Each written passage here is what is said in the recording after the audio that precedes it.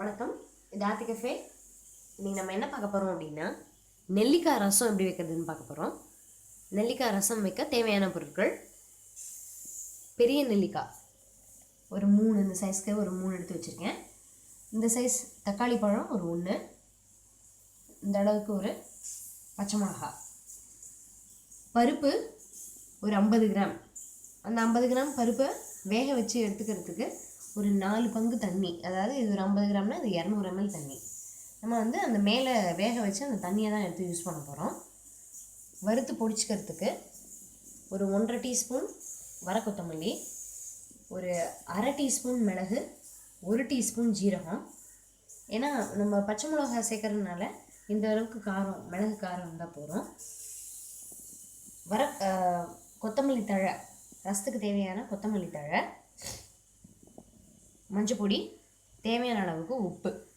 தாளிக்கிறதுக்கு எண்ணெய், கடுகு, கருவேப்பிலை. ஸோ இதுதான் வந்து நமக்கு ரசம் செய்ய தேவையான பொருட்கள். இப்போ என்ன பண்ணுங்கள், இந்த துவரம் பருப்பை இந்த 4 பங்கு தண்ணியோடு சேர்த்து நல்லா குழைய வேக விட்டு அந்த தண்ணியை எடுத்து வச்சுக்கலாம். நெல்லிக்காவை ஒரு 6 நிமிஷம் இட்லி தட்டில் வச்சு அதையும் வேக வச்சு எடுத்து வச்சுக்கலாம். இப்போ எல்லாம் முடிச்சுட்டு பார்ப்போம். பருப்பை வேக வச்சு அந்த தண்ணியை எடுத்து வச்சுட்டேன். எடுத்துருந்த நெல்லிக்காவை ஒரு 6 நிமிஷம் ஹை ஃப்ளேமில் இட்லி பானையில் வச்சு அதனுடைய விதையை நீக்கி எடுத்து வச்சுருக்கேன். அந்த பச்சை மிளகா, மிளகு, ஜீரகம், தனியா எல்லாத்தையும் தனியாக வறுத்து ஒன்றா சேர்த்து வச்சுருக்கேன். இப்போ நம்ம என்ன பண்ணணும், அந்த தக்காளியை வந்து அந்த ஒரே ஒரு தக்காளியை ஒரு 100 ml தண்ணியில் நல்லா கசக்கி வச்சுருக்கேன் கையால். ஸோ இப்போ நம்ம என்ன பண்ண போகிறோம் அப்படின்னா, இந்த நெல்லிக்காய் பச்சை மிளகா அந்த கலவையை வந்து விழுத அரைச்சிக்கணும். சின்ன ஜாரில் போட்டு அரைச்சிக்கோங்க.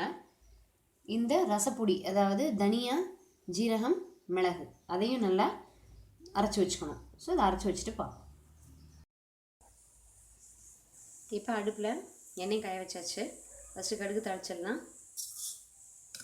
கடுகு தாளித்தோன்னே நம்ம கருவேப்பிலையை போட்டுருவோம். அந்த நெல்லிக்காவையும் பச்சை மிளகாவையும் லைட்டாக ஒரு ஸ்பூன் தண்ணி விட்டு அரைச்சி எடுத்து வச்சுருக்கேன். நல்லா விழுதாவே அரைச்சி எடுத்து வச்சுட்டேன். அந்த தனியா, ஜீரகம், மிளகு அதெல்லாத்தையும் அரைச்சி எடுத்து வச்சாச்சு பொடியாக. இப்போ இது வந்து வெடித்தோடனே நம்ம கருவேப்பிலையை போட்டுட்டு ஒரு தக்காளியை கசக்கி வச்சுருக்கோம் இல்லையா, அதை ஊற்றிடலாம். மெதுவாக ஊற்றிடுங்க. இது நல்லா வந்து ஒரு கொதி வந்ததுக்கப்புறமா இது கூட நம்ம வந்து மஞ்சள் பொடியையும் போட்டுடலாம், உப்பு போட்டுடலாம். இதை வந்து நல்லா ஹையில் வச்சு ஒரு கொதி, அதாவது தக்காளி வந்து லைட்டாக ஒரு 1/2 பங்கு வெந்த உடனேயே நம்ம அரைச்சி வச்சுருக்க நெல்லிக்காய், பச்சை மிளகா அந்த விழுதையும் அதில் சேர்த்து, உங்களுக்கு வந்து எவ்வளவு திக்னஸ் வேணுமோ, நம்ம பருப்பு ஜனம் இனிமேல் தான் விட போகிறோம், அதனால் இந்த அளவு தண்ணியே போதுமானதாக இருக்கும். ஸோ அதனால் இந்த தக்காளி 1/2 பதம் வெந்ததுக்கப்புறமா அந்த நெல்லிக்காவையும் பச்சை மிளகாய் விழுதையும் சேர்த்து விட்டு ஒரு கொதி வரட்டும் பார்ப்போம். ஸோ இப்போ அந்த தக்காளி, மஞ்சள் பொடி அந்த இதெல்லாம் சேர்த்து ஒரு கொதி வந்தாச்சு. அதுவும் ஒரு 1/2 பங்கு தக்காளியும் வந்து வெந்துருச்சு. இது கூட இப்போ நம்ம வந்து அந்த நெல்லிக்காய், பச்சை மிளகாய் அரைச்சி வச்சு விழுதை சேர்த்துடலாம்.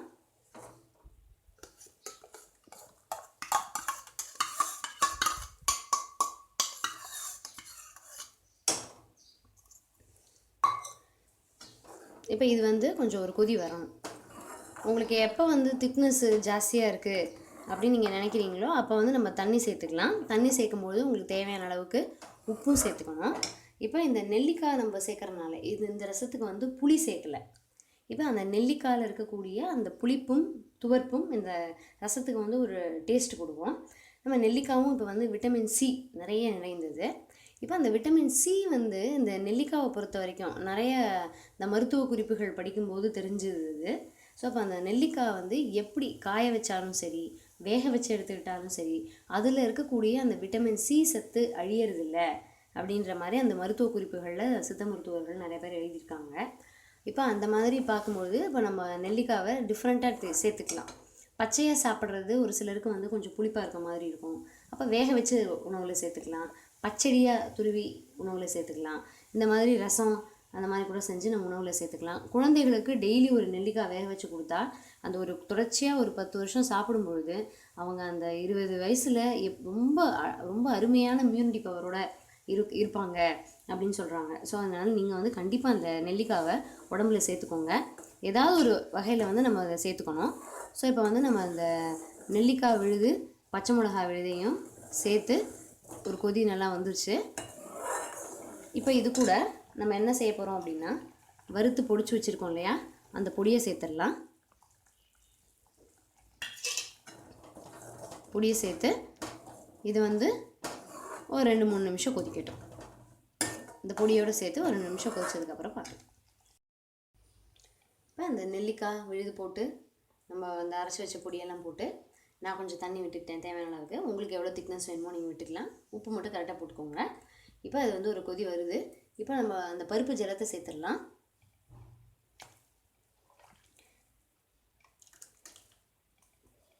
இந்த பருப்பு ஜலத்தை சேர்த்துட்டு லைட்டாக அப்படியே நுர கட்டுற மாதிரி வரட்டும். இப்போ இந்த பருப்பு வந்து குழைய வேக விடுறதுக்கு நீங்கள் அந்த 4 பங்கு தண்ணி எவ்வளோ பருப்பு வைக்கிறோமோ அதே மாதிரியே 4 பங்கு தண்ணி வச்சு ஃபஸ்ட்டு 2 விசில் ஹை ஃப்ளேமில் விட்டுருங்க. அப்புறம் சின்னதாக சிம்மில் வச்சுட்டு ஒரு 5 நிமிஷம் விட்டிங்கன்னா பருப்பு சூப்பராக வெந்துடும். மேலே அந்த தண்ணியை வந்து நம்ம ரசத்துக்கு பயன்படுத்திக்கலாம். அந்த பருப்பு விழுது வந்து சாம்பார் வைக்கவோ கடையவோ எது வேணாலும் பயன்படுத்திக்கலாம். அதே மாதிரி நான் அந்த கொதிக்க விடுறது எப்போயுமே ரசம் வந்து கொஞ்சம் கொதிக்க விடுறீங்க அப்படின்னா ஹை ஃப்ளேமில் சும்மா ஒரு 2 நிமிஷம் கூட ஜாஸ்தி தான், ஒரு அரை நிமிஷம் வச்சுட்டு லோ ஆக்கிடுங்க. இல்லை நமக்கு வந்து சுண்டி போயிடும். அதனால் நம்ம அந்த கொதிக்க வைக்கும் பொழுது கொஞ்சம் ரசத்தை பொறுத்த வரைக்கும் லைட்டாக ஃபஸ்ட்டு வச்சுட்டு அதுக்கப்புறம் சிம்மில் வச்சு நம்ம கொதிக்க விட்டால் தான் நமக்கு வந்து ரச கன்சிஸ்டன்சி அப்படியே இருக்கும். இல்லாட்டி ரொம்ப திக்காகி குறைஞ்சி போயிடும். ஸோ நம்ம பருப்பு ஜலம் ஊற்றி லைட்டாக அந்த நுர கட்டணும். ஓரத்துலலாம் அப்படியே லைட்டாக நுர கட்டினோன்னே நம்ம வந்து அதை ஆஃப் பண்ணிடலாம். அந்த நுர கட்டி வரும்பொழுது நம்ம கொத்தமல்லி தழை இருக்கு இல்லையா, அதையும் தூவி இறக்கிடலாம் ரசத்தை. கொத்தமல்லி தழையை தூவிட்டு ஆஃப் பண்ணிவிடுங்க. ஏன்னா எப்பொழுதுமே ஆஸ் யூஷுவல் நான் சொல்லியிருக்க மாதிரி தான் கொத்தமல்லி தழை வந்து கொதிக்க விட்டோம் அப்படின்னா அதனுடைய வாசம் வந்து குறைஞ்சி போயிடும். அதனால் கொத்தமல்லியோடைய மனம் வந்து நல்லா இருக்கிறதுக்கு நம்ம வந்து கொதிக்க விடணும். அந்த வாசனை, ரசத்தோட வாசனை ரொம்ப அருமையாக இருக்குது. நெல்லிக்காவினுடைய அந்த துவர்ப்பு, அதனுடைய அந்த புளிப்பு எல்லா தன்மையும் சேர்ந்து இந்த ரசம் ஒரு டிஃப்ரெண்ட்டான டேஸ்ட்டில் இருக்கும். புளி சேர்க்கல ரசத்தில், தக்காளி மட்டும்தான் சேர்த்துருக்கோம். ஸோ இன்னும் நம்ம ஜீரணிக்க தேவையான பொருட்கள்லாம் அந்த தனியா, மிளகு, ஜீரகம் அதெல்லாம் சேர்த்துருக்கோம். ஸோ இது வந்து சத்துக்கு வந்து உங்களுக்கு அந்த பருப்பு தண்ணியும் சேர்த்துருக்கோம் நம்ம. ஸோ கண்டிப்பாக அந்த ரசத்தை வந்து எல்லாம் செஞ்சு பாருங்கள். இப்போ இந்த கொத்தமல்லியையும் அதில் நம்ம தூவி இறக்கிடலாம்.